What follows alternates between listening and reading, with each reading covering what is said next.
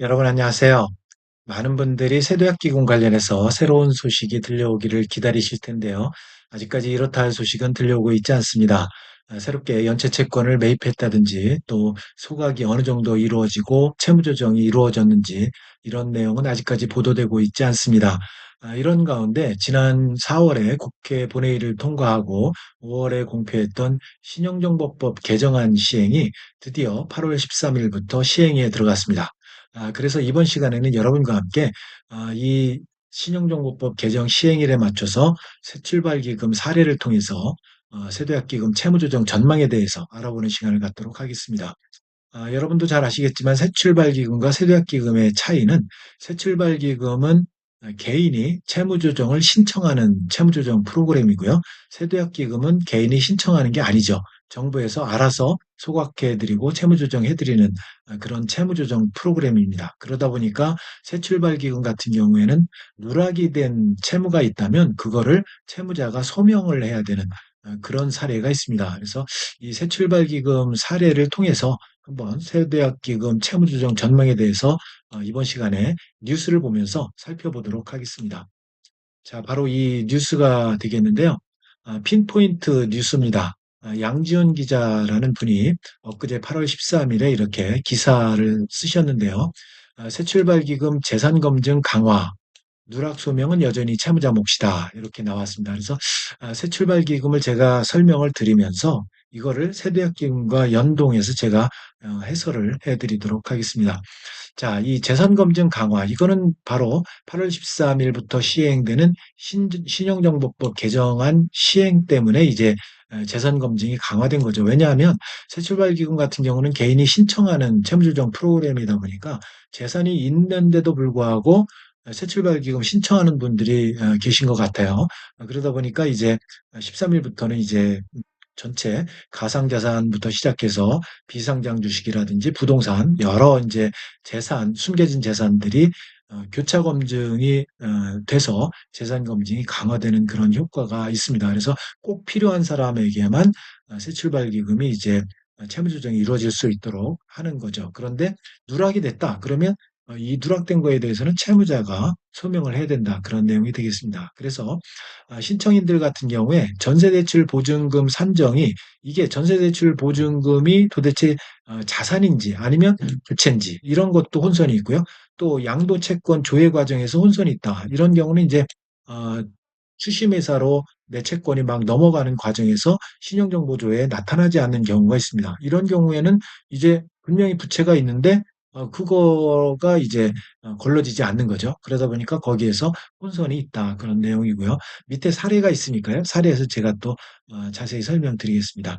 그러다 보니까 이제 소비자단체에서는 채무자의 항변권을 보장을 해줘야 되는 거 아니냐. 또 전문가 입장에서는 그렇게 됐을 때 일괄 감면을 해주면 도덕적 해이가 있을 수 있다.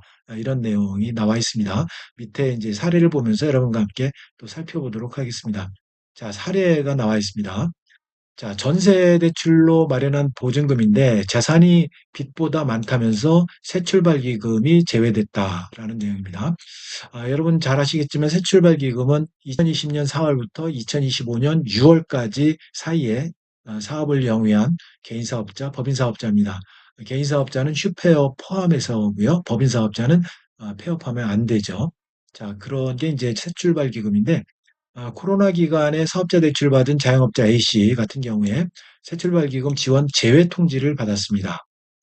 무슨 내용이냐면 고의연체와 재산이 채무보다 많다는 설명을 들었다는데 어떤 경우냐? 이 A씨 같은 경우에 임대차 계약서상의 전세 보증금 전액이 재산으로 잡혔다는 겁니다. 그런데 이게 보증금이 실제로는 은행 전세 대출로 마련한 돈이었어요. 그러니까 보기에는 자산으로 된 거고 실제로는 전세 대출이니까 부채죠. 그런데 신청 화면에는 보증금만 올렸기 때문에 자산으로 잡혀서 이게 빚보다 자산이 많기 때문에 이제 제외가 됐다는 그런 거죠. 그런데 이분 얘기는 전세대출 증명서를 함께 낼 항목이 보이지 않았다고 했다. 그렇지만 이제 A씨 같은 경우에 수소문 끝에 대출 증명서를 첨부해서 재심의를 신청할 수 있었다. 이런 내용입니다. 그래서 이렇게 이제 전세 대출 보증금 이게 자산이냐 부채냐 이런 것들이 제대로 검증이 되지 않은 그런 사례가 나와 있습니다. 그다음에 직장인 B 씨 같은 경우 은행 대출 채권이 추심회사로 넘어간 뒤에 새출발기금 신청 화면에 보이지 않았다. 그래서 정부에서 누락된 채권 5천만 원 매입을 별도로 신청해 달라는 안내를 받았다. 환매 신청의 의미와 절차를 이해하지 못해서 어려움을 겪었다. 이런 내용이죠. 그래서 이게 추심회사로 넘어가게 되면 이게 새출발기금 신청화면에서 이 부채로 보이지가 않는 모양입니다. 아마도 이 추심회사가 새출발기금 협약회사로 가입이 안 돼 있는 것 같습니다. 가입이 안 되면 안 보일 수도 있겠죠. 그래서 이거를 이제 부채로 이렇게 입력을 했는데 그렇다면 새출발기금에서는 추심회사로 넘어간 채권이 안 보이니까 그거를 매입을 하도록 신청을 해달라. 이런 안내를 받았다는 거예요. 그래서 환매 신청을 해달라라는 거죠. 이 환매라는 거는 이제 돌려받기를 원하는 그런 거를 요청하는 게 환매죠. 그런 거를 해달라. 그러면 이제 5천만 원을 매입을 잡아서 부채로 인정을 해주겠다. 그런 뜻이 되겠습니다. 그래서 새출발 기금이 이제 코인과 비상장 주식까지 들여다보는 심사 체계로 바뀐다. 이게 신용정보법 개정안 시행이 됐기 때문에 이렇게 심사 체계가 바뀝니다. 그런데 이제 부실차주 가운데서는 대출이 낀 보증금이 재산으로 잡혔다거나 아까 사례를 보여드렸죠. 그리고 추심회사로 이관된 채권이 제출서리에서 누락됐다는 호소, 좀 전에 말씀드린 대로.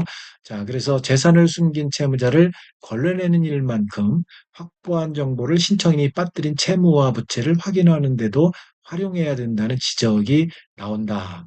그래서 지원 대상 채무와 순재산 산정 기준을 먼저 안내를 해야 된다. 그래서 정부에서는 이 산정 기준 그리고 대상 채무 요거를 먼저 안내하고 누락 정보를 바로잡는 발굴주의를 또 도입해야 된다. 이렇게 나와 있습니다. 그래서 이 새출발기금 같은 경우는 개인이 신청하다 보니까 개인이 누락된 거는 다 소명을 해야 되는 개인 몫이 되고 있습니다.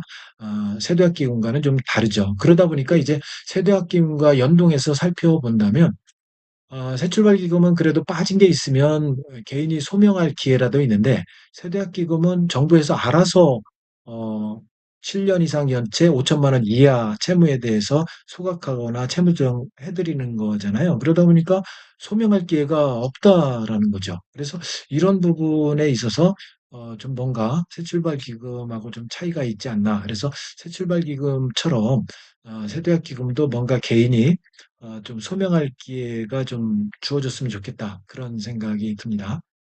그 내용은 이제 신용정보법 개정안에 따른 이제 가상자산, 비상장 주식, 금융거래, 세금, 부동산, 보험, 해약 환급금 이거 심사와 사후 검증에 활용하는 길이 열린 거다. 그런 내용이 나와 있고요.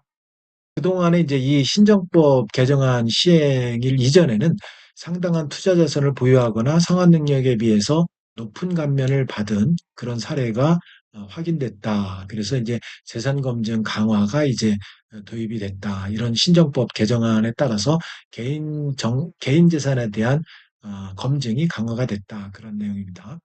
자, 감면 기준도 강화됐다라는 겁니다. 변제 가능률이 100%가 넘는 부실차주의 최소 원금 감면율이 지난 6월 말에 60%에서 30%로 낮아졌다. 이게 무슨 내용이냐면 이제 부실차주 같은 경우에는 원금 감면이 과거에는 60에서 80%까지 이렇게 됐습니다. 물론 기초생활수급자 같은 경우는 90%까지 이렇게 감면을 해드렸는데요. 이 최저 감면 60%가 30%로 낮아졌다라는 겁니다. 그 이야기고요. 그래서 변제 여력이 큰 채무자까지 일률적으로 높은 감면을 받는 문제를 줄이겠다는 취지다. 30%로 낮아진 게 이제 그런 문제를 줄이겠다라는 취지입니다. 하지만 이제 심사가 촘촘해질수록 제출 자료 준비해야 되는 부실차주의 부담도 커지고 있다. 전세보증금처럼 자산과 대출이 맞물 경우에 그리고 보증금 총액만으로 상환 능력을 판단하면 실제 순재산과 다른 결과가 나올 수가 있다. 좀 전에 보여드린 그런 사례처럼 그런 상환 능력을 판단할 때 다른 결과가 나올 수가 있다. 그런 내용이죠. 그래서 사업 운영 사실을 증명하는 것 증명하는 과정에서 재신청 서류가 누락되거나 양도된 채권이 신청 체계에 제때 반영되지 않는 문제, 이것도 같은 맥락이다. 이런 내용입니다. 좀 전에 사례 보여드린 그런 내용이 되겠습니다. 그런데 이제 캠코 측에서는 보완 서류가 늦어져서 채무 조정이 지연될 수는 있어도 서류를 내지 않았다는 이유만으로 지원해서 배제되지는 않는다는 입장이다라는 내용을 이야기하는데요. 또 보완 서류 제출이 늦어지면 조정 절차가 지연될 수는 있지만 서류를 내지 않았다고 해서 새출발기금 지원을 하지 않는 경우는 없다. 그래서 필요한 부분은 신청인에게 보완을 요청하고 자료가 확인되면 채무 조정을 진행한다. 이렇게 나와 있습니다. 그래서 또 세도약기금 같은 경우도 중의 소득 60%를 초과하거나 또 회수 가능한 자산이 부채액보다 다소 미다라는 경우에는 채무 조정을 해드리고 있죠. 이 채무 조정 신복 위주관으로 이제 채무 조정을 해드리는데 이 채무 조정하는 과정에서 이 새출발 기금처럼 개인이 부족한 경우는 개인이 소명할 수 있는 그런 기회 이런 것들이 적극적으로 이루어졌으면 좋겠다라는 생각이 듭니다. 자, 그래서 여기 보면 다만 이 절차는 신청인이 자산과 채무 내역을 스스로 파악하고 입증할 수 있는 전제에 있다 이런 거죠. 그래서 기금 같은 경우도 자산과 채무 내역을 스스로 입증할 수 있도록 그러니까 소각하는 것 빼고 채무 조정할 때는 신보고에 이렇게 충분히 자산과 채무 내역, 부채가 이렇게 있다.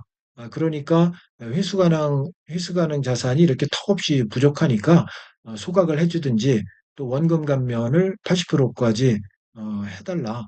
이런 거를 입증할 수 있도록 기회를 줘야 된다라는 얘기입니다. 그래서 마찬가지로 이렇게 입증할 수 있는 전제인데 이게 입증하기가 본인이 참 어려운 것 같습니다. 본인이 입증하기가 참 어렵습니다. 현실적으로. 그래서 전세보증금과 대출처럼 하나의 거래에 자산 부채가 얽혀 있거나 좀 전에 사례 보여드렸죠.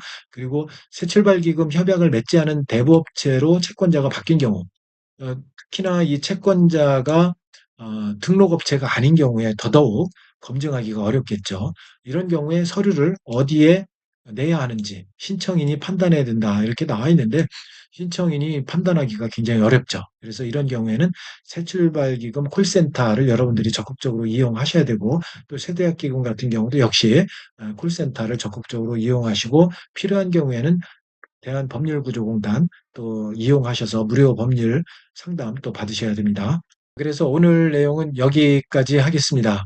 자, 그래서 신용정보법 개정 시행일이 8월 13일부터 시행이 됐고 엊그제부터 시행이 됐죠. 그래서 출발기금 사례 이거를 통해서 세대학기금 채무조정 전망을 이렇게 비교하면서 제가 간단하게 설명을 드렸습니다. 여러분 시청해 주셔서 감사합니다.